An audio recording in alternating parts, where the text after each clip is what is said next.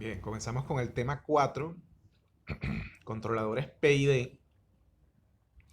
de laboratorio de controles. Bien, vamos a trabajar con este artículo que se titula PID Controller Design for Two Tanks Liquid Level Control System Using MATLAB. Será un sistema de dos tanques, control de nivel de dos tanques interconectados, utilizando un controlador PID. Entonces, bueno, aquí tenemos un esquema de los dos tanques.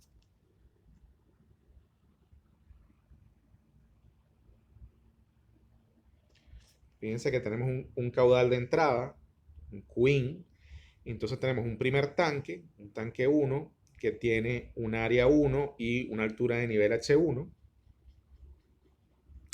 Ese tanque está unido con un segundo tanque A2, de área A2, mejor dicho, con altura de nivel H2, a través, fíjense, de una tubería por el que pasa un caudal Q1. En esa tubería hay una válvula de resistencia lineal R1, ¿no? ¿Ok? Y a la salida del tanque 2 hay una válvula de resistencia R2 y un caudal Q sub 0 final, por así decirlo, ¿no? Entonces, bueno, como ya hemos visto en láminas anteriores, se ha aplicado la ecuación de continuidad.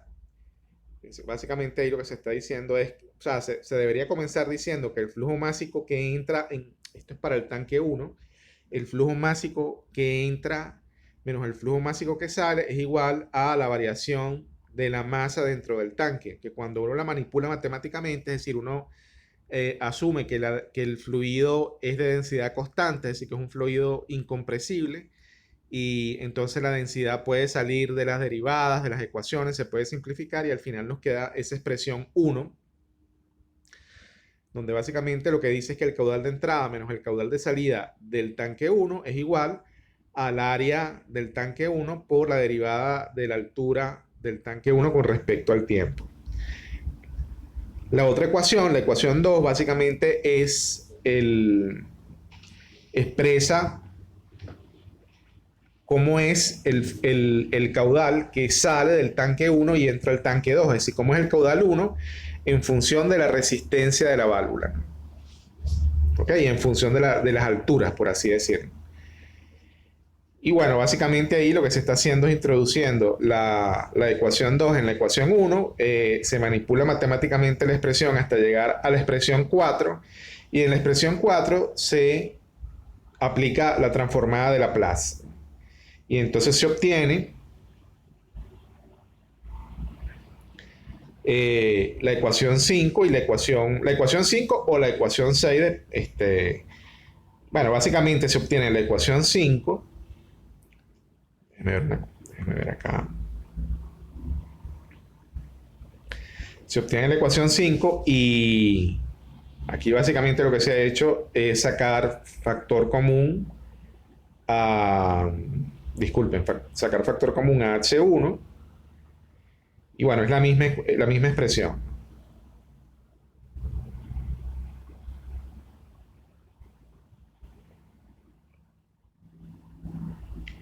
Bien, eso fue para el tanque 1.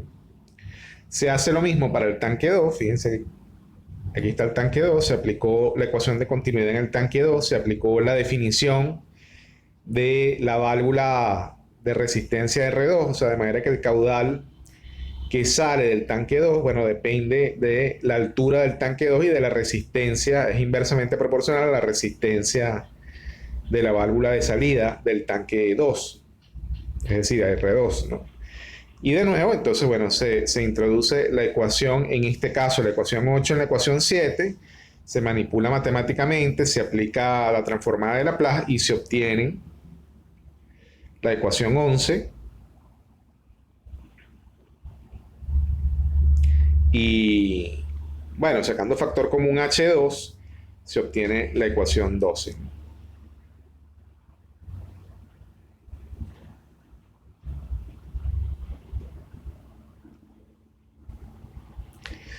Bien, entonces fíjense, lo que se quiere hacer acá es controlar,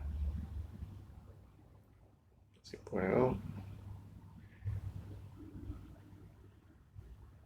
lo que se quiere hacer acá es controlar la altura del tanque 2 manipulando el caudal de entrada. Por eso se quiere obtener esa función de transferencia, o sea, esta función de transferencia que está acá. Siempre arriba va la variable controlada y abajo va la variable manipulada. ¿Okay? Entonces, para obtener esa expresión, bueno, sencillamente vamos a utilizar las ecuaciones anteriores, las ecuaciones que ya hemos, las ecuaciones transformadas de Laplace para el tanque 1 y para el tanque 2, vamos a combinarlas de manera que se puede obtener esa función de transferencia, o sea, H2 entre Qin. Entonces, básicamente, fíjense, se obtiene esta expresión. Aquí dicen que combinando la ecuación 5 con la ecuación 10. Yo diría más bien la ecuación 6. Pensémonos un poquito hacia atrás. Yo diría, combinando la ecuación 6, esta ecuación que está acá, combinándola con la ecuación 11, bueno, con la ecuación 12, disculpen. Se debería obtener esta expresión que está aquí.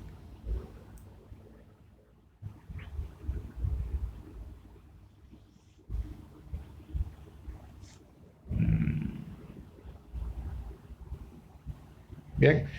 Bueno, manipulando matemáticamente las expresiones que se obtienen aplicando la transformada de Laplace, deberíamos ser capaces de obtener una sola expresión en transformada de Laplace donde no aparezca H1, es decir, quitar totalmente H1, lo que me interesa es que aparezca H2 y que aparezca el Q de entrada, el Qin.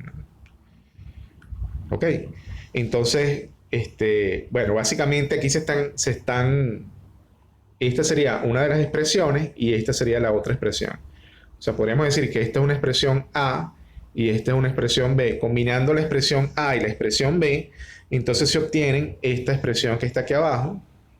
Y manipulando matemáticamente esa expresión, entonces se obtiene la función de transferencia H2 entre Qin. ¿Ok? Es decir, la variable controlada va a estar en el numerador H2 y la variable manipulada en el denominador Qin en este caso. Y bueno, se obtiene la expresión 13 que queda únicamente en función de las resistencias y de las áreas de los tanques. ¿Okay? De la resistencia 1 a la resistencia 2 y de A1 y A2. Ahora fíjense, ellos por ejemplo acá escogieron estos valores, ¿no? Para A1 y A2 escogieron el mismo valor que es 250 centímetros cuadrados y para R1 y R2 escogieron exactamente el mismo valor 0.01. Fíjense que básicamente cuando el R tiende a 0, lo que estamos diciendo es que la válvula se abre, o sea, la válvula está abierta. ¿Ok? Entonces, fíjense, quiero hacer aquí una aclaratoria. Para eso vamos a poner aquí este dibujo en grande. Fíjense que aquí tengo el esquema a la izquierda. Tengo el esquema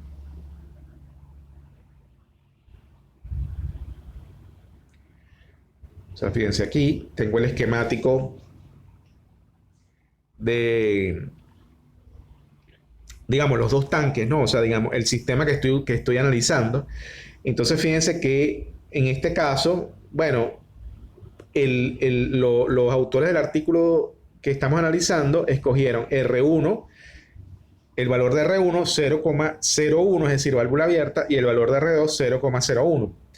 Fíjense, si ustedes van, por ejemplo, a la ecuación 5 y hacen que R1 tienda a 0, se van a encontrar, esa ecuación 5 es una ecuación que se obtiene al aplicar la transformada de Laplace en la ecuación del tanque 1, ¿no? Entonces, cuando ustedes hacen tender R1 a 0, entonces uno obtiene que H1 de S es igual a H2 de S. O lo que es lo mismo, fíjense ahí, recuerden, ese H1 de S realmente no es la altura de nivel del tanque 1 y H2DS no es la altura de nivel del tanque 1, es cómo está cambiando el nivel del tanque 1 y del tanque 2.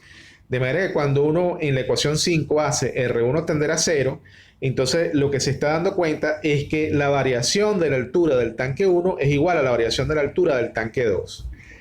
De la misma forma, en el tanque 2, en la ecuación 11, cuando uno en la ecuación 11 hace tender el valor de R2 a 0, entonces se da cuenta que H2 va a ser igual a 0. O lo que es lo mismo, la variación del nivel del tanque 2 va a ser 0. En otras palabras, las alturas no van a, la variación de los tanques va a ser 0. O sea, ellos van a conservar la altura de nivel constante. ¿Okay? Es lo que se llama un sistema autorregulable. Y es lo que le estoy diciendo aquí abajo, ¿no? En el recuadro en rojo. Si R1 tiende a 0 y R2 tiende a 0, entonces uno se da cuenta que la variación de la altura del nivel 1, del tanque 1, y la variación de la altura del tanque 2 van a ser 0. Es decir, que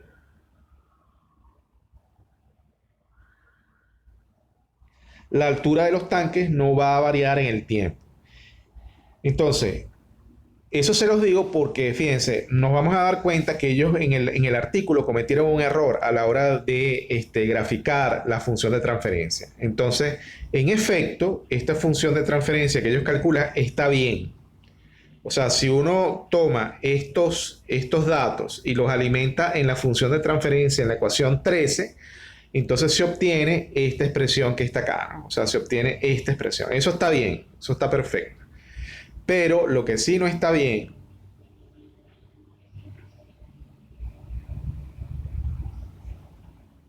es esta gráfica.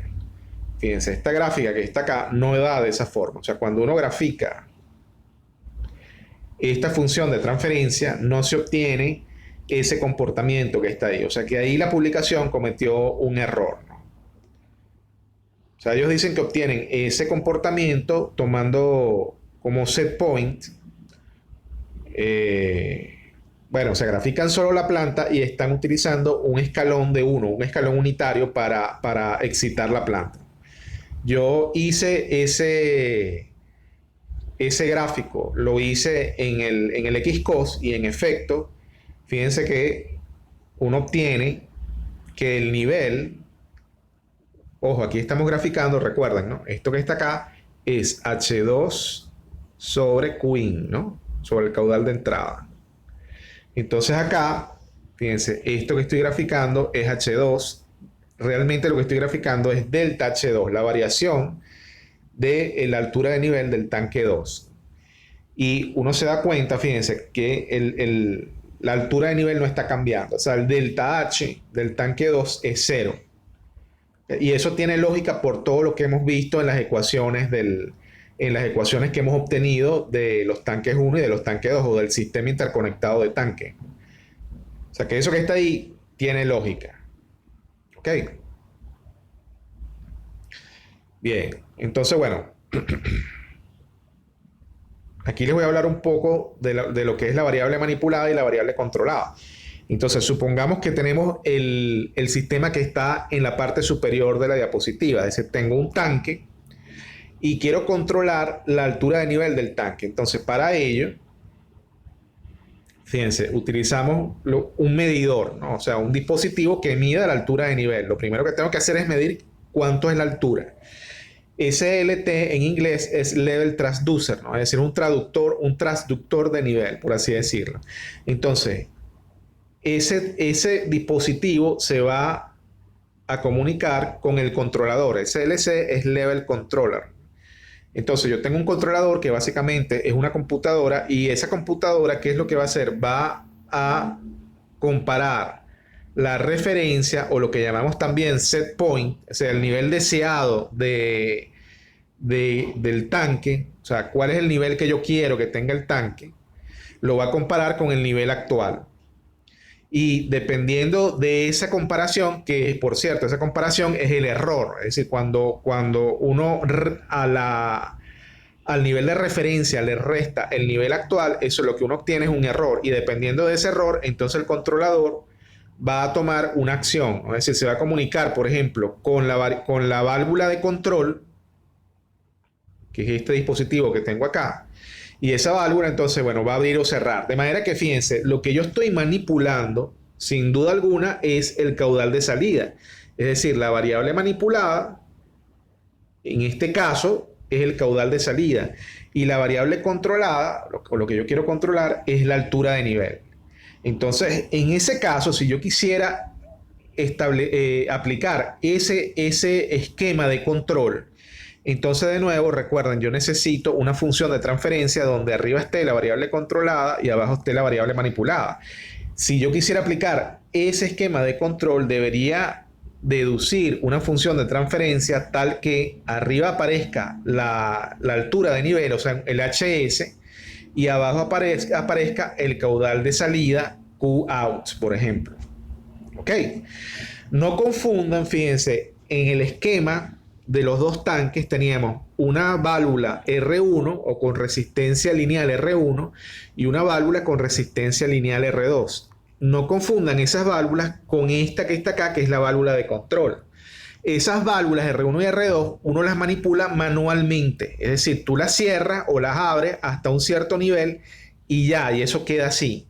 En cambio, la válvula de control está abriendo y cerrando continuamente hasta alcanzar la altura de referencia o hasta alcanzar el set point.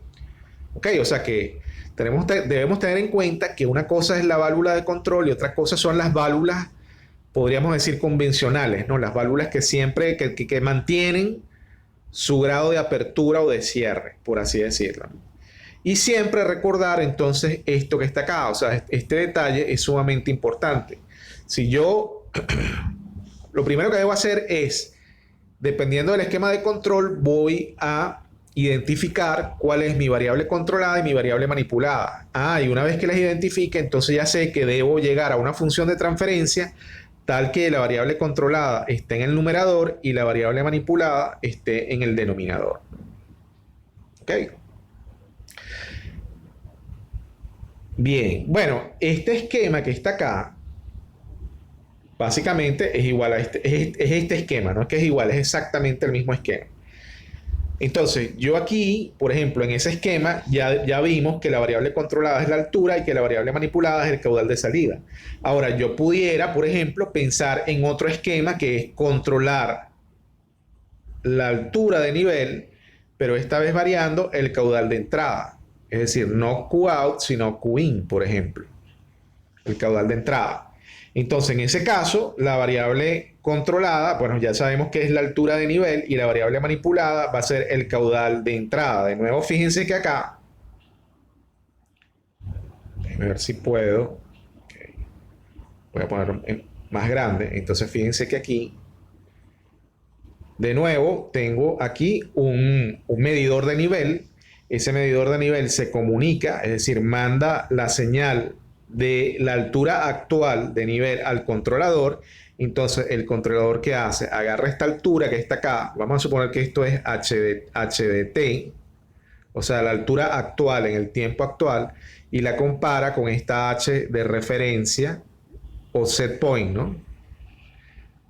Esto con signo positivo, esto con signo negativo. Entonces acá, recuerden, lo que hay es un error. Y dependiendo de ese error, entonces la válvula de control, bueno, se abre o se cierra, ¿no? Y en ese caso, bueno, la función de transferencia tiene esta forma que está acá, ¿no? Entonces tengo en el numerador la variable controlada, que en este caso es la altura de nivel, y en el denominador tengo la variable manipulada, que es el caudal de entrada.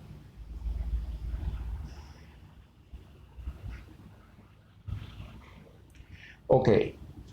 Entonces supongamos que yo quiero aplicar este esquema de control. O sea, yo quiero controlar la altura del tanque 2, o sea, H2. Quiero controlar la altura de nivel del tanque 2 variando el caudal de entrada. Bueno, aquí lo llamé Q sub 0, ¿no? Pero bueno, esto básicamente es el caudal de entrada. Qin. O sea, quiero cambiar el caudal de entrada. De manera que la variable controlada sabemos que es H2 y la variable manipulada, si seguimos llamándolo Q sub 0, bueno, entonces en este caso la variable manipulada es Q sub 0, el caudal de entrada. Bueno, aquí les estoy presentando como básicamente un diagrama de bloque genérico cuando queremos aplicar esquemas de control, ¿no? Entonces, fíjense que, por ejemplo, voy a echar un poquito para atrás. En este caso en particular, si yo aplico este esquema de control, llamemos el esquema de control 1, en ese caso, fíjense, la variable manipulada es el caudal de salida y la variable controlada es la altura de nivel. En ese caso, el caudal de entrada se convierte en una perturbación. No siempre es así, porque por ejemplo, en este esquema de control, en el esquema de control 2, llamémoslo así, si este es el esquema de control 1, bueno, llamemos a este el esquema de control 2. En este caso, el caudal de entrada es la variable manipulada. Entonces, eso ténganlo en cuenta porque acá, por ejemplo, en este diagrama genérico, bueno, ok, fíjense, en algún momento vamos a ver acá que tengo este ds, que es la señal de perturbación. Podemos ver aquí. Pero no siempre tengo perturbación. O sea, dependiendo, lo que quiero que vean es que eso es un diagrama genérico, o sea, para todos los casos. O sea, quiero tener ese diagrama en mente para aplicarlo en cualquier esquema de control. Pero no siempre voy a tener DS. Es posible que el DS valga 0, dependiendo de la técnica de control que yo aplique. Entonces, empecemos por acá, ¿no? Fíjense, vamos a empezar por aquí. Vamos a estudiar este diagrama de bloques con este RS. RS, bueno, es la señal de referencia o punto de ajuste o lo que conocemos en inglés como set point. Es decir, de la variable que yo estoy controlando, ese es el valor deseado. ¿Ok? Entonces, por cierto, fíjense, por este ramal que está acá, viene la variable que yo estoy controlando. Este YS es la variable controlada. La vamos a ver aquí al final de último. Es la señal de salida o variable controlada. O sea, es la señal de salida de la planta, obviamente. Pero es la variable que yo quiero controlar. Entonces, se dan cuenta que aquí yo estoy introduciéndolo en este bloque de suma, pero lo estoy introduciendo con un signo negativo y el set point lo estoy introduciendo con un signo positivo. De manera que esa resta o esa diferencia, ¿verdad? De RS menos YS, eso es lo que yo llamo error. ¿Ok? Entonces, lo interesante es que el controlador se alimenta del error, él trabaja con el error. Es decir, al controlador va a entrar al error y él va a hacerle algunas modificaciones al error y luego, dependiendo de la naturaleza del controlador, bueno, va a haber una señal de salida del controlador, una MS. Acá, por ejemplo, fíjense, el diagrama de bloques del controlador tiene las letras P, I y D. Eso es porque aquí vamos a estudiar un tipo de controlador que, por cierto, es uno de los más utilizados en el mercado, que se llama PID. Es decir, vamos a ver que realmente él tiene tres componentes internas. Él tiene una componente proporcional, una componente integral y una componente derivativa, que más adelante vamos a ver con detalle cómo funciona cada una de esas componentes.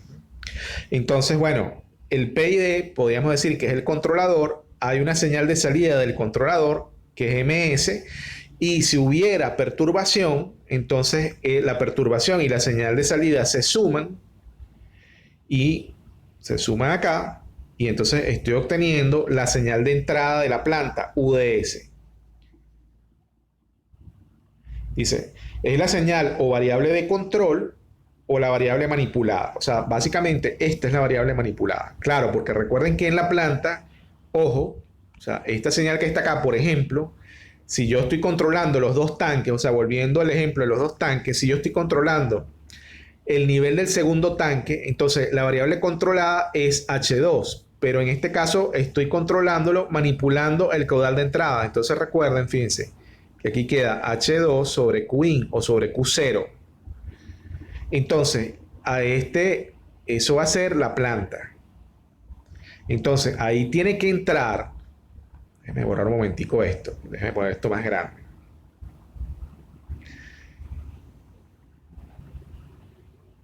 Fíjense. Aquí tengo H2S. Vamos a decir que el caudal de entrada, vamos a llamarlo Q0 de S. Eso va a ser mi función de transferencia de la planta. Entonces, aquí Fíjense, tiene que entrar ¿quién? ¿Quién va a ser UDS? Bueno, tiene que ser la variable manipulada, Q sub 0. Porque este Q sub 0, fíjense, cuando entre va a multiplicar el término H2 sobre Q sub 0. O sea, va a multiplicar el cociente H2 sobre Q sub 0. Entonces podríamos ver que este Q sub 0, al multiplicar lo que está dentro de la planta, se simplifica con el numerador, se simplifica con el denominador. Y entonces a la salida voy a obtener H2, que es la variable controlada. Por eso, aquí en la función de transferencia debo tener la variable controlada arriba en el numerador y la variable manipulada abajo. Y acá, bueno, va a entrar la variable manipulada. Y aquí va a salir la variable controlada. ¿Ok? Bueno, es como una explicación general, como ver un diagrama de bloque genérico, ¿no? Para cualquier técnica de control. Por cierto que aquí hay cosas que no estamos viendo, que aquí debería haber un bloque donde está, o sea, donde está, por ejemplo, la función de transferencia del medidor, ¿no? O sea, el artefacto que está midiendo la altura tiene su función de transferencia. Bueno, eso no lo estamos viendo acá, ¿no? Perfecto. Entonces, fíjense, aquí lo que hice fue sencillamente implementar un diagrama de bloques pensando en el problema que estamos abordando, que lo podemos ver a la derecha, en la parte superior a la derecha. Fíjense, de nuevo, yo lo que quiero es controlar la altura de nivel del tanque 2, como manipulando el caudal de entrada, que en este caso lo llamé Q sub 0. ¿Ok? De manera que fíjense, la válvula de control está en el caudal de entrada. O sea, aquí en Q sub 0 tengo la válvula de control. No hay que confundir esta válvula y esta válvula con válvulas de control. Son distintas. ¿Ok? O sea, la válvula que ejecuta el control es esta que está acá. La que cierra y abre. Entonces, de nuevo, fíjense aquí, la variable manipulada va a ser Qin o Q0, por favor, no cualquiera de las dos, con Q0 o con Qin me estoy refiriendo a caudal de entrada. Y la variable controlada va a ser H2. Entonces, ya del artículo que estuvimos estudiando, llegamos a esta función de transferencia, donde de nuevo recuerden, arriba en el numerador tengo la variable controlada y en el denominador tengo la variable manipulada, que en este caso es Qin. Ya tengo la función de transferencia. Entonces, esa función de transferencia va aquí, o sea, en la planta.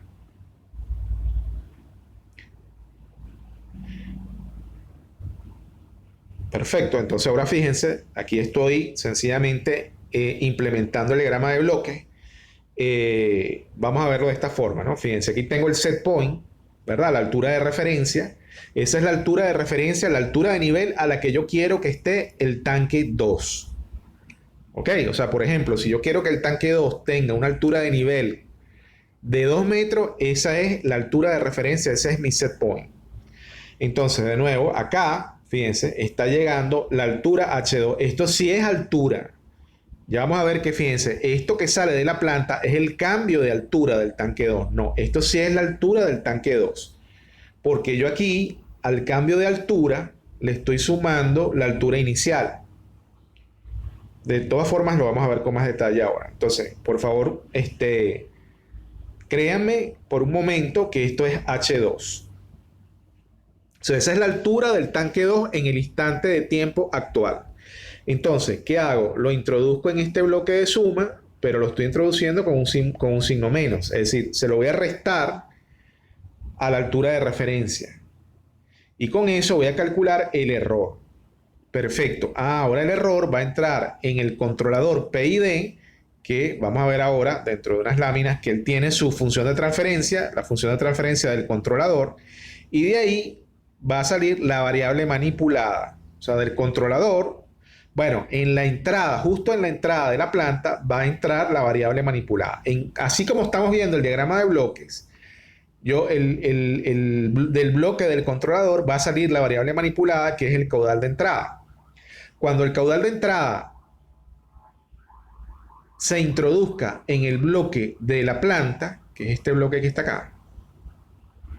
Entonces, fíjense, yo puedo mentalmente ver que esto que está acá, o sea, el caudal de entrada se va a multiplicar por H2 entre Qin. Entonces, este término se me simplifica con este término.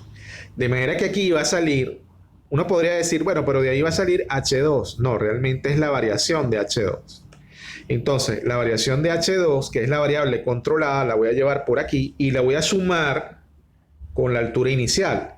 Si la altura inicial fuese 0, bueno, no hay problema. O sea, entonces ahora sí, delta H2, en ese caso particular, delta H2 sería igual a H2.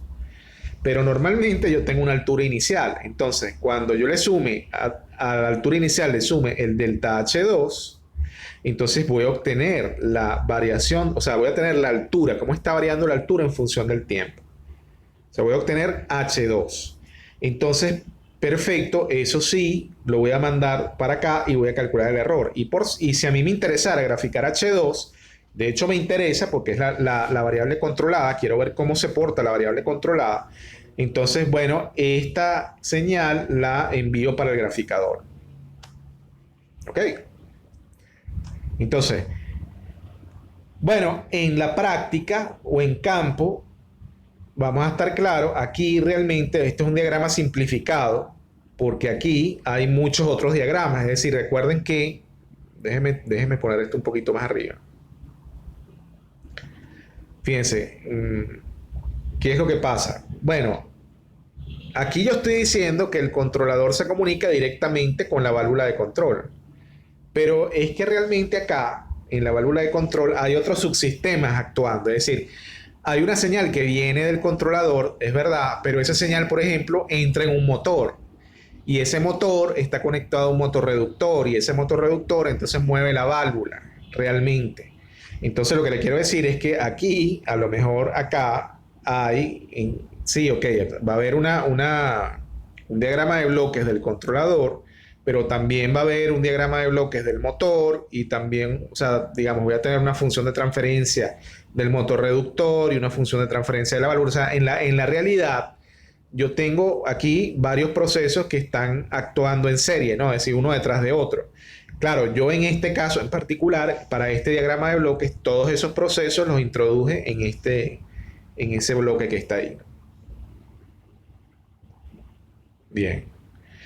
Ok, entonces vamos a hablar del controlador, del funcionamiento del controlador PID. Entonces, como ya dijimos, fíjense, esto que está acá sería una vista interna del controlador. O sea, esto que está acá, todas esas tres ramales están dentro del diagrama del bloque del controlador. Y como pueden ver, se alimenta del error y tiene una señal de salida que es la variable manipulada. La señal de salida del controlador o la señal de entrada de la planta es la variable manipulada.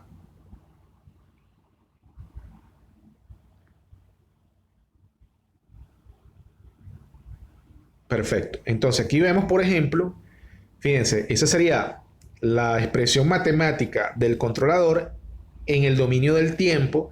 Entonces puedo ver aquí que hay una constante proporcional o una constante K sub P que es multiplicada por el error, que es multiplicada por 1 sobre tau i, que es como el tau i podríamos decir que es una constante de tiempo de la parte integral. Vemos una integral. Entonces, todo esto, por ejemplo, fíjense, todo esto sería la parte integral en el tiempo y todo esto sería la parte derivativa con su correspondiente constante de tiempo tau d. Me parece más sencillo verlo una vez que se le ha aplicado la transformada de Laplace. Aquí tengo la función de transferencia del controlador. Entonces, bueno, aquí tengo la función de transferencia en función de esta constante K sub P y de las constantes de tiempo. A mí me parece más sencillo verlo así. Fíjense, aquí tengo la constante proporcional del controlador que va a actuar directamente sobre el error. Aquí tengo la constante integral. Fíjense que actúa, está multiplicado por el término 1s, que es el término integrador en la función una vez que uno ha aplicado la transformada de Laplace, y S, que es la derivada, que está multiplicada por su correspondiente constante. Entonces fíjense que tengo tres constantes, ¿no? Una constante proporcional, una constante integral y una constante derivativa. ¿Ok? ¿Qué es lo que hace cada una de esos tres ramales, ¿no? O sea, ¿por qué tengo tres ramales o por qué tengo tres componentes, ¿no? ¿Por qué tengo una constante proporcional? Fíjense, aquí tengo la constante proporcional, en donde tengo digamos, la componente proporcional, donde tengo la constante proporcional multiplicado por el error. Tengo acá la componente integral, donde tengo una constante K sub i integral multiplicada por la integral del error. Y tengo acá una constante derivativa multiplicada por la derivada del error. Fíjense que siempre el controlador trabaja con el error. Con el error en sí, con la integral del error o con la derivada del error. ¿Qué es lo que hace cada una de esas componentes? Bueno, recuerden siempre que el error es la resta del set point, ¿verdad? O el valor deseado de la variable que yo estoy controlando menos el valor actual o el valor en el tiempo t de la variable controlada. Entonces, lo primero es que tengo el error. Entonces, fíjense, tenemos la componente proporcional que básicamente se está encargando de corregir el error actual, o sea, el error en el tiempo actual, en el tiempo t, en este momento, en este instante de tiempo. La parte integral o la componente integral que corrige todo el error que se ha cometido desde que el sistema comenzó a operar hasta el momento actual o hasta el instante de tiempo actual. Es decir, que corrige, básicamente se está encargando de contabilizar y corregir el error pasado. Y hay una componente derivativa que está tratando de corregir el error del futuro, o sea, el error que vamos a cometer a futuro. O sea, está tratando, entre comillas, de predecir cuál va a ser el error futuro y de hacer una corrección. Entonces, supongamos que tenemos este diagrama. Entonces, la línea roja es el set point, o sea, el valor deseado de la variable de control. Sin embargo, en la línea azul tenemos graficado el comportamiento de la variable de control o de la variable controlada en el tiempo. Es decir, arrancó de unas condiciones iniciales y fue subiendo, y en este momento se encuentra aquí. O sea, la línea azul es el comportamiento del sistema. Entonces, obviamente, esto que está acá es el error. En ese momento, o sea, en el instante t, tengo ese error que está ahí. Entonces, vamos a ver cómo actúa cada componente sobre ese error.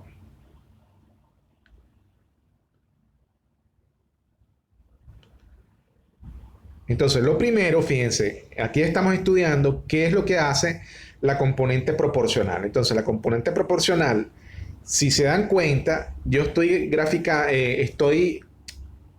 analizando, bueno, o estoy aplicando, mejor dicho, al error le estoy aplicando una constante K sub P.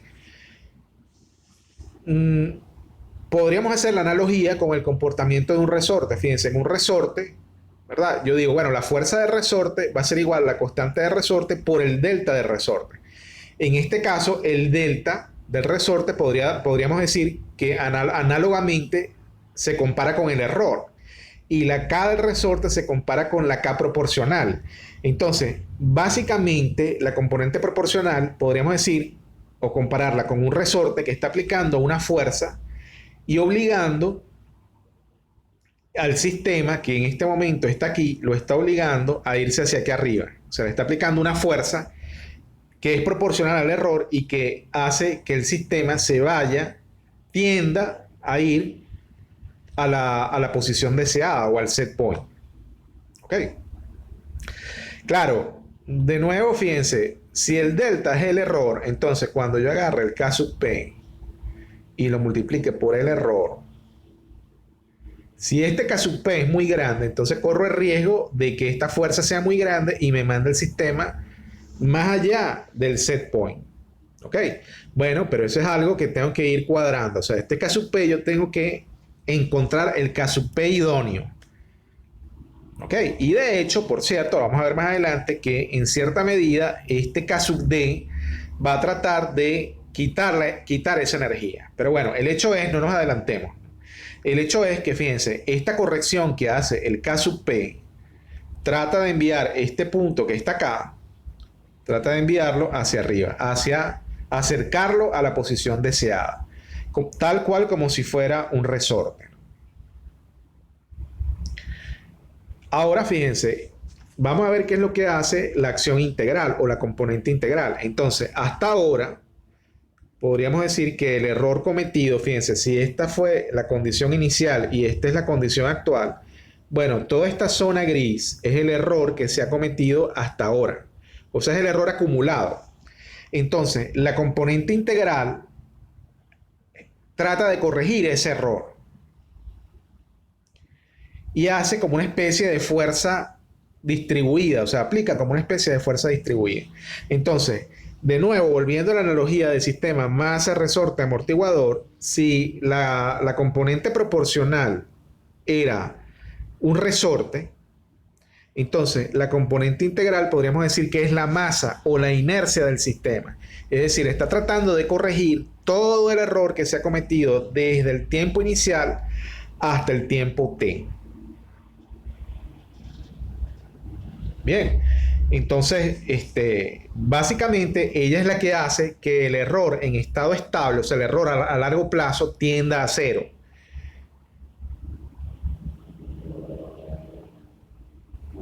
Y luego, fíjense, aquí tenemos por último la acción derivativa, o qué es lo que hace la acción derivativa. Entonces, fíjense que, por ejemplo, acá yo tengo el error en el tiempo t, que es la flecha en negro. O sea, ese es el error en el tiempo t. Y aquí tengo el error en un tiempo t menos dt, es decir, en un tiempo anterior, pero muy cercano al tiempo t. ¿Ok? Si se dan cuenta, la flecha morada es más grande que la flecha negra. Es decir, el error que cometí en el instante anterior es más grande que el error que estoy cometiendo en el tiempo actual. Claro, el sistema tiene que ir convergiendo a el set point, o sea, el sistema tiene que irse acercando al set point. Por lo tanto, el error en el tiempo anterior debe ser mayor al error que estoy cometiendo en el tiempo actual. Bueno, pero si se dan cuenta, fíjense, eso es cuando yo agarro y resto. Cuando yo agarro y hago esta resta, el error en el tiempo actual menos el error en el tiempo anterior, eso es aproximadamente igual a la derivada. Realmente, claro, debería dividir esto entre delta t. Pero bueno, es muy cercano. Si el delta t es pequeño, es aproximadamente igual a la derivada. Entonces me doy cuenta, fíjense, que esa resta va a ser negativa. ¿Por qué? Porque el valor, fíjense, estoy restando la flecha negra, le estoy restando la flecha esta morada que está acá. Entonces, lo que obtengo realmente es un valor negativo. Entonces, básicamente, ahí lo que estoy haciendo es liberando energía. Es decir, si las otras dos componentes, si la componente proporcional y la componente integral intentan agarrar este punto y tirarlo hacia arriba, la componente derivativa trata de agarrar este punto que está acá y más bien tirarlo un poquito hacia abajo. Es decir, como disminuir la energía de la corrección que estoy haciendo con la parte proporcional y con la parte integral. De manera que no se vaya tan arriba, ¿no? O sea, digamos que el efecto de corrección no sea exagerado. Eso es lo que hace la parte derivativa, suavizar las correcciones, por así decirlo. Entonces acá, fíjense, podemos ver como un resumen de cuál es el efecto de aumentar el parámetro K sub P, si la constante K sub P, la constante K sub I y la constante K sub D. Esto viene del artículo que estábamos estudiando. Entonces, por ejemplo, fíjense, voy a poner esto un poquito más grande. Vamos a ver el K sub P. Entonces, estoy estudiando el K sub P. Si yo incremento el K sub P, el tiempo de elevación decrece. ¿Qué es eso del tiempo de elevación? Bueno, fíjense, por ejemplo, este comportamiento tiene este tiempo de elevación, o sea, es el tiempo en que el sistema pasa por el set point. O sea, ahí el set point va a ser 1. Entonces, por ejemplo, si yo tengo este comportamiento y aumento el K sub P, ahora tengo este comportamiento que está acá, fíjense. ¿Eh? El tiempo por el que el sistema pasa por el set point ha disminuido.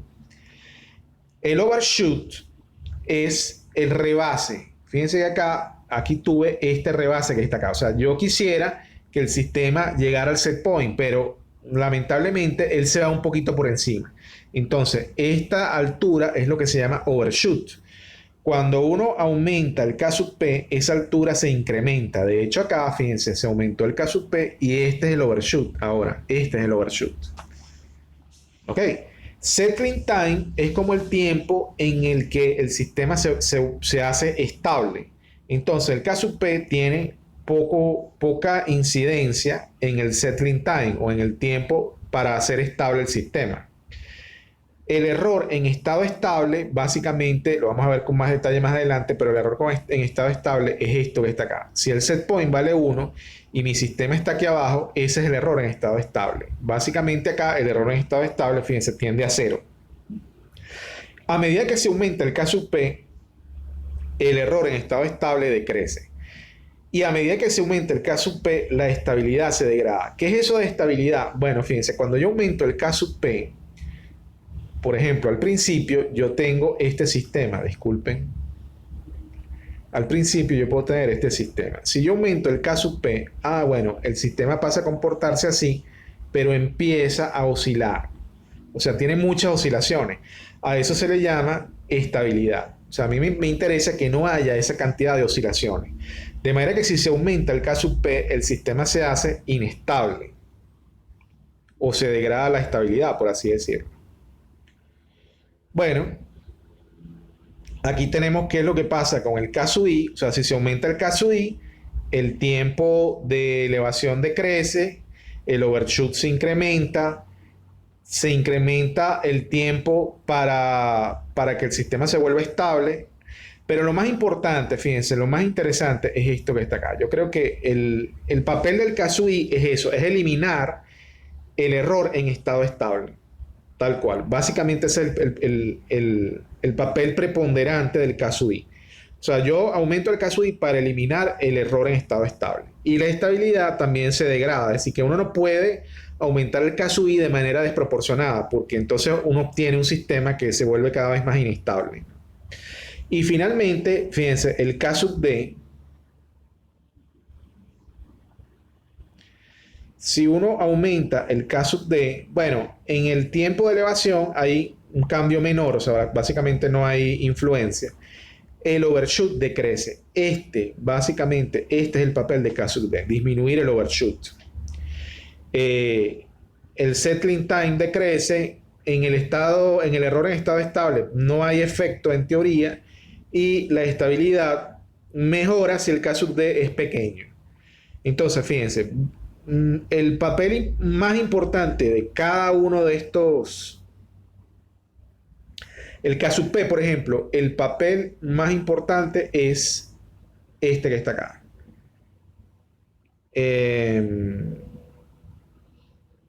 Bueno, yo diría que entre comillas, este y este.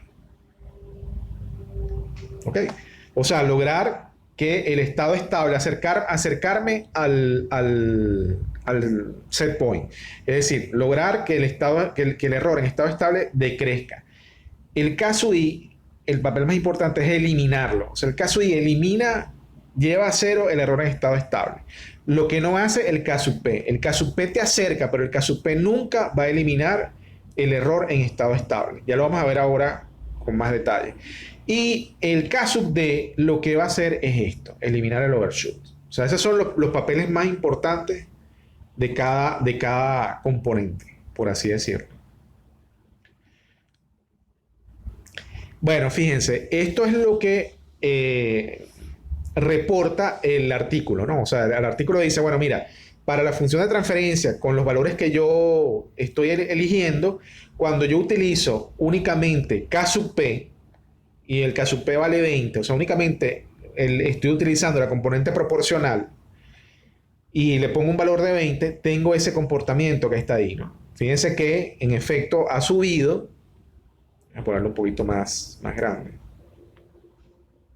O sea, uno logra que el tiempo de elevación sea lo más pequeño posible, pero el sistema se está comportando de manera inestable. Y fíjense lo interesante de esto, ¿no? El set point vale 1, pero fíjense hasta dónde llegó el sistema, ¿no?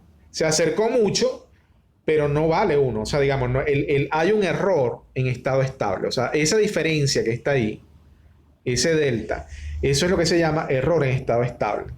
Y eso se elimina es con la componente integral. Con la componente derivativa jamás lo vas a eliminar. O sea, tú puedes seguir a medida que sigues aumentando la componente proporcional, disculpen, quise decir, a medida que se aumenta la componente proporcional, el sistema se va haciendo cada vez más inestable. Esto puede ser que disminuya un poquito, pero jamás va a llegar a cero. O sea, esta diferencia jamás va a ser cero. Únicamente con el sistema proporcional. Perfecto. Entonces, fíjense, aquí tengo el sistema propuesto en el artículo. Déjenme ponerlo más grande. Fíjense que en la parte de arriba tengo el sistema sin controlador. En la parte superior de los diagramas de bloque. Y en la parte inferior tengo un controlador PID. Bueno, disculpen acá. Aquí tengo el K sub P. Fíjense, únicamente K sub P. Aquí tengo el K sub I. Fíjense que ese es el K sub I porque aquí tengo el bloque integral. Lo puse 0 porque en este caso estoy analizando nada más el efecto, la influencia del K sub P en el sistema. Y aquí tengo, fíjense que aquí está el bloque de derivada, aquí tengo el K sub D. ¿Ok? Entonces hice el K sub D lo hice 0 y el K sub I lo hice 0. O sea, no estoy haciendo correcciones integrales ni derivativas, solo estoy haciendo una corrección proporcional. Entonces ahora fíjense, voy a ponerlo aquí abajo. Bien, fíjense, aquí tengo únicamente un K sub P de 600. O sea, yo arranqué con un K sub P de 600. Fíjense el comportamiento, ¿no? Claro, él se está acercando a el set point, que es la línea verde, ¿verdad? Que vale 1. Pero fíjense el error, ¿no? Aquí tengo este error en estado estable. Entonces, aumento el K sub P, pongo el K sub P en 1000. Fíjense cómo ha disminuido el error. Ah, pero ha aumentado el overshoot. Eso, bueno, esto es como que una consecuencia negativa, pero es inevitable, ¿no? Y si sigo aumentando el K sub P, fíjense que puse el K sub P en 5000, miren cómo disminuye el error. El error ha disminuido bastante, pero ahora el sistema se está haciendo inestable y el overshoot aumentó muchísimo. Y si lo sigo aumentando, entonces por ejemplo acá, fíjense, lo puse en 10.000, fíjense lo que hace el sistema. Ahora el error ha disminuido mucho, aunque les garantizo que no es 0, pero acá, fíjense la inestabilidad del sistema. Ok, entonces yo quiero controlar el sistema, yo tengo que elegir un valor de K sub P. Yo, por ejemplo,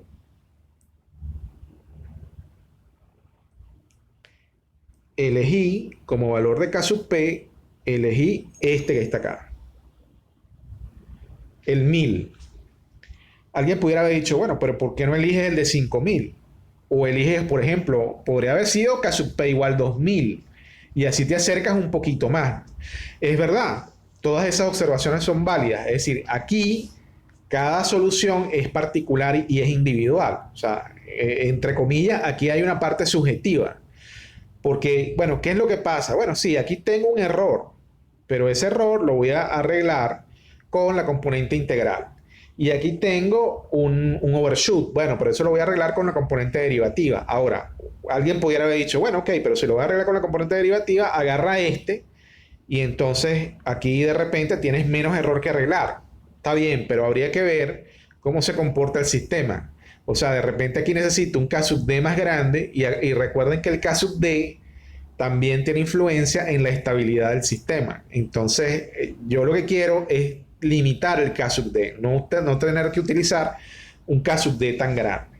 Entonces, siempre, por ejemplo, a mí me parece que lo lógico siempre es empezar por el K sub P, tratar de encontrar un K sub P que me acerque en buen grado al set point y luego dejar el K sub P fijo y empezar a jugar con el K sub I y con el K sub D. A este proceso se le llama la sintonización del controlador, o sea, sintonizar el controlador.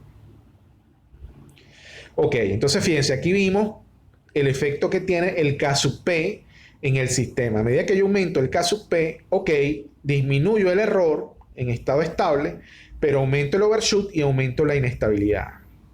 Entonces todo es un balance, ¿no? Ok, este es el gráfico que reporta el artículo utilizando K sub P igual 20 y K sub I igual 12. Entonces fíjense que, ok, ¿qué fue lo que se ganó aquí? Disminuir el error. El error en estado estable tiende a 0. Pero, oye, aquí tengo una inestabilidad. Entonces, vamos a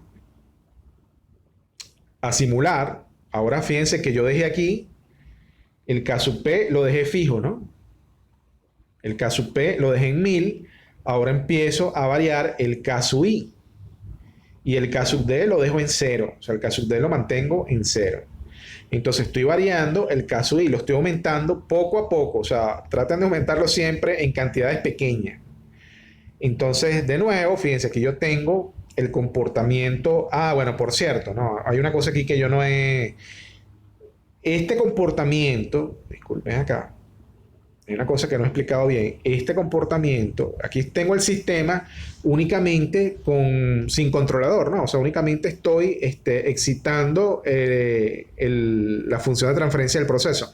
Pero básicamente, por la explicación que dimos al principio de que tengo las dos válvulas abiertas, el sistema no está cambiando de nivel. O sea, sin controlador, el nivel del sistema permanece en 0. ¿Ok? Porque aquí hasta ahora no he hablado de una altura inicial. La vamos a hablar más adelante. Pero si la altura inicial vale 0, entonces aquí, en este ramal, yo lo que estoy graficando es la variación de la altura. O sea, estoy graficando delta H2. Y delta H2, por el razonamiento que explicamos hace unas láminas atrás, delta H2 va a ser 0.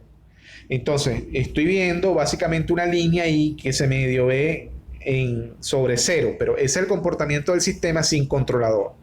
Pero bueno, obviamente me interesa estudiar el sistema controlado, ¿no? O el comportamiento del sistema con el controlador. Entonces fíjense acá,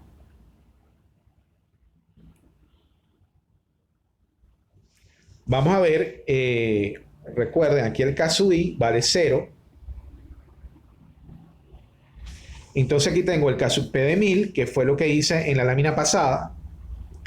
Entonces fíjense lo que hace el K sub I. Cuando aumento el K sub I a 100, fíjense, aquí tengo este error en estado estable y fíjense cómo el error en estado estable mejora muchísimo. Tiende a 0 prácticamente. Sin embargo, comparen este overshoot o ese rebase con este overshoot que está acá. Ha aumentado, se ha incrementado el overshoot. Entonces, ok, gané en cuanto al error, pero estoy perdiendo en cuanto al overshoot. De todas formas, este overshoot yo lo voy a terminar de controlar con el K sub D. Fíjense que acá tengo K sub I igual 200, ¿no? Entonces, incluso mejoré aún más Bueno, la verdad que la mejora en el error a mí me parece que es imperceptible. Lo que estoy viendo es que subió el overshoot y ahora el sistema se está haciendo inestable, ¿no? Se está haciendo más inestable. Entonces yo, para este caso en particular, me pareció buena idea agarrar esta combinación. El K sub P lo dejo en 1000 y el K sub I lo dejo en 100. Ya el papel del K sub I era arreglar el error en estado estable y lo ha hecho. Entonces mantengo esos dos valores. O sea, K sub P lo voy a dejar en 1000 y el K sub I lo voy a dejar en 100. Bueno, fíjense, aquí el artículo estudia una combinación proporcional derivativo, es decir, apagó el integral lo puso en 0 y mantuvo el K sub P en 20 y aquí el K sub D en 10, ¿no? Y fíjense el comportamiento del sistema. ¿Qué es lo que se puede ver ahí? Fíjense, el error en estado estable no es cero. El error en estado estable existe. Está muy cerca de 1, pero no está sobre 1. Ahora, lo que sí se ha logrado es que el overshoot fue controlado. O sea, el overshoot bajó y el tiempo de elevación es bastante corto. Entonces, yo hice esta misma simulación. O sea, nada más una componente proporcional y una componente derivativa. Fíjense que aquí lo pueden ver, ¿no? O sea, mantuve K sub P, lo mantuve en 1000, apagué K sub I y K sub D lo puse en 200. Entonces, fíjense el... Perfecto. Fíjense el... Disculpen aquí un momento.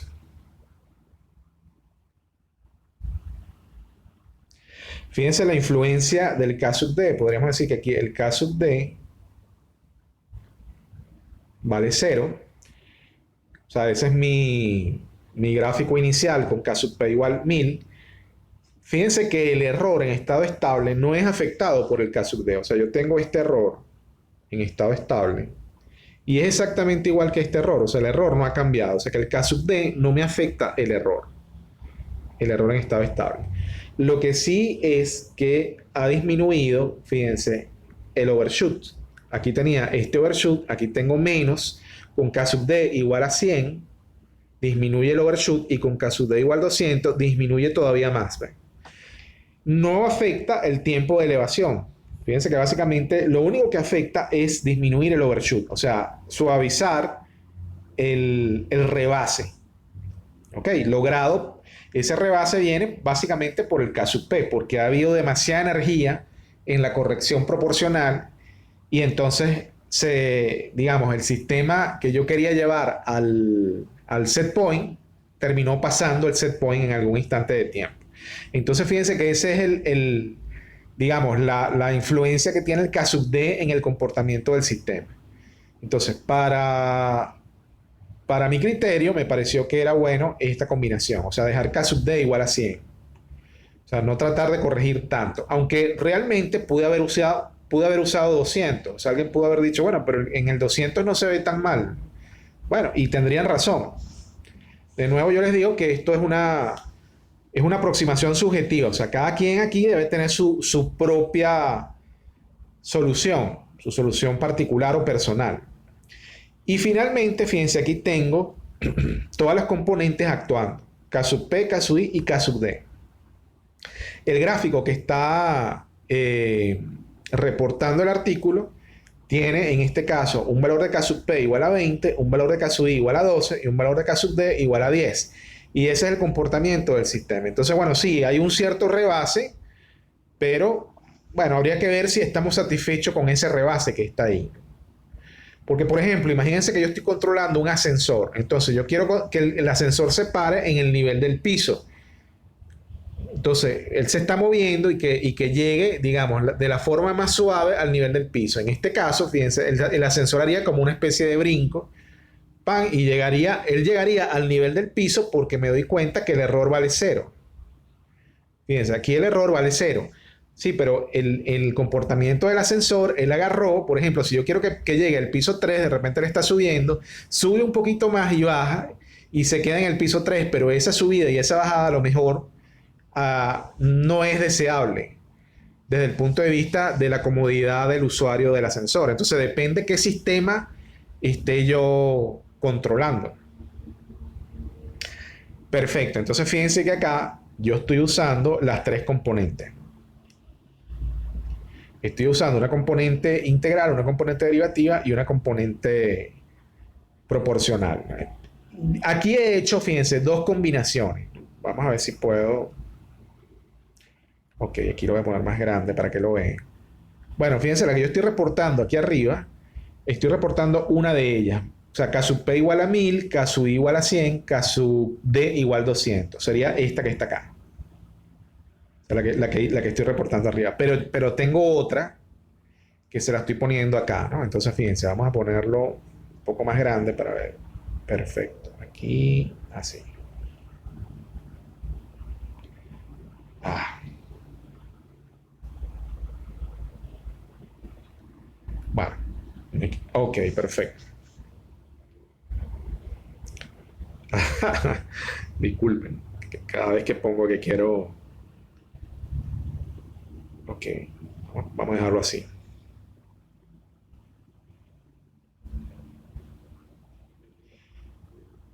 Esto de aquí. Ok, entonces fíjense, tengo esta propuesta que dice K sub P igual a 1000, K sub igual a 100, K sub D igual a 200. Fíjense el comportamiento, ¿no? Es decir, sube, parte desde cero, sube, tiene un cierto rebase, hay una pequeña oscilación, muy pequeña, y bueno, y llego a error cero en estado estable, es decir, luego estoy sobre el set point. Y luego tengo esta otra propuesta, fíjense, con K sub P igual a 1000, K sub I igual a 60 y K sub D igual a 800, yo logré ese comportamiento del sistema, ¿no? Fíjense, el sistema sube por aquí y hace esto en esta cosa. Ya no hay rebase, pues, prácticamente. O sea, como que se amolda de manera más suave al set point. Entonces la pregunta sería, bueno, ¿cuál es mejor? ¿Qué uso? ¿Uso esta combinación o uso esta combinación que está acá? Bueno, y la respuesta es depende. Depende qué es lo que uno quiera o qué es lo que uno persiga. Porque fíjense, llamemos a la de arriba la combinación uno, ¿no? La combinación uno, si bien es cierto que tiene un rebase, el tiempo de elevación es más corto que la combinación 2. O sea, si lo que yo quiero es que el sistema llegue lo más rápido posible al set point, la combinación uno es más favorable que la combinación 2. Sin embargo, en la combinación 2 lo que sí yo tengo es una convergencia más suave. Es decir, el tiempo de elevación es mucho mayor. Fíjense que si yo en la combinación uno alcanzo el set point en 2 segundos, en la combinación 2 lo estoy alcanzando algo así como en 7 segundos o 8 segundos. Pero en la combinación 2 logro una convergencia mucho más suave, si no tengo rebase ni tengo inestabilidad en el sistema. Entonces, bueno, dependiendo de cuál sea el comportamiento del sistema controlado que yo persigo, me decantaré por la opción uno o me decantaré por la opción 2. Si yo quiero que el sistema llegue más rápido a el set point, bueno, obviamente la solución uno es la correcta, pero si yo quiero que el sistema llegue lo más suave posible, entonces utilizaré la combinación 2. ¿Okay?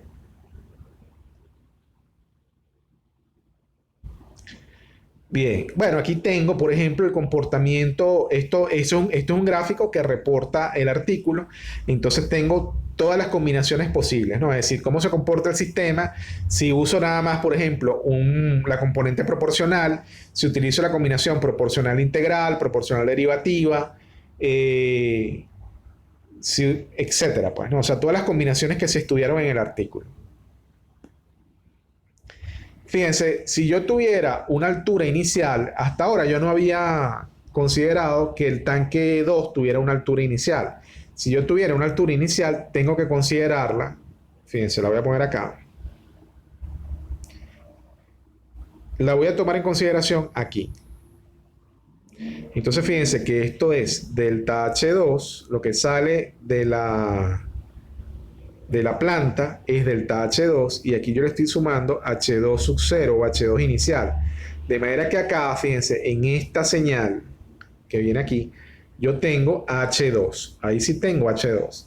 Y de hecho es importante porque fíjense, en ese caso, entonces acá yo tengo que restar, para hallar el error que está acá, tengo que restar a la H de referencia, que sí es una altura como tal, no es un cambio de altura, tengo que restarle H2. ¿Ok? O sea que aquí tiene que llegar H2, no delta H2. Entonces, si tuviera una altura inicial, tengo que sumarla antes de enviarla a el cálculo del error. Y de nuevo, igual de acá, fíjense, saco un ramal para graficar, porque me interesa graficar la altura, no el cambio de altura. Entonces, ahí, fíjense, vemos Cuando vemos el gráfico,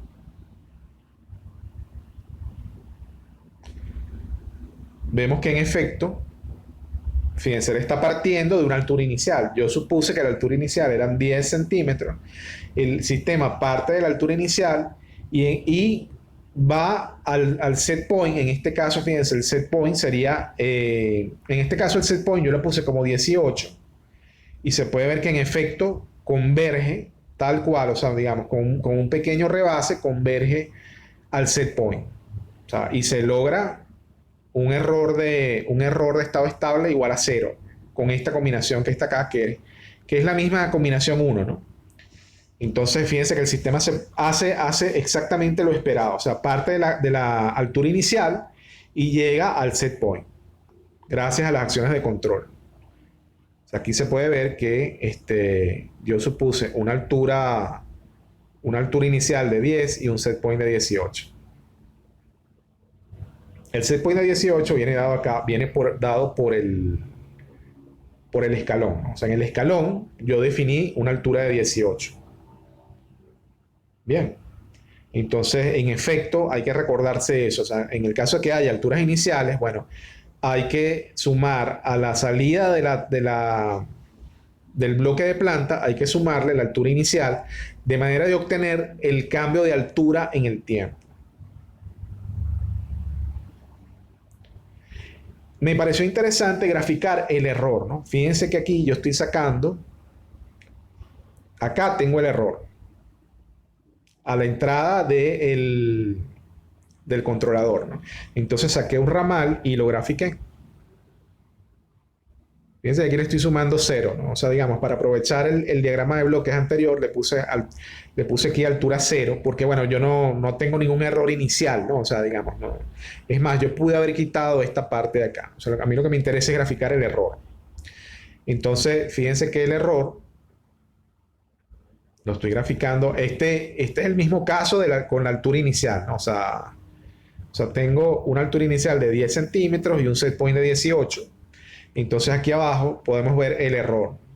Y fíjense que el error comienza, en el tiempo 0, comienza con 8. Claro, ¿por qué? Porque la altura inicial es 10 y el set point es 8. Entonces él está partiendo de 10 y quiere llegar, perdón, disculpen, la altura inicial es 10 y el set point es 18. Entonces él quiere llegar a 18, pero está partiendo de 10. El error inicial, es decir, la resta de la altura de referencia menos la altura h de t, va a ser 8. Pero luego, fíjense cómo disminuye rápidamente, ¿no? O sea, va disminuyendo rápidamente. De hecho, acá más bien se hace como negativo. O sea, la corrección fue mucho mayor a la que se necesitaba. Y entonces, bueno, hasta que llega a 0, ¿no? Fíjense, ya aquí el error es 0. O sea, llega un momento donde podríamos decir que el error es 0, tal vez incluso aquí, pues, ¿no? Ya en 9 segundos, por ejemplo, ya el error es 0. Es decir, que ya se ha alcanzado el set point. ¿Ok? O sea, me pareció interesante graficar el error, o sea, ver el comportamiento del error en función del tiempo. Perfecto. Bueno, espero que la clase haya sido interesante. Fíjense que, por ejemplo, les comparto mi experiencia, ¿no?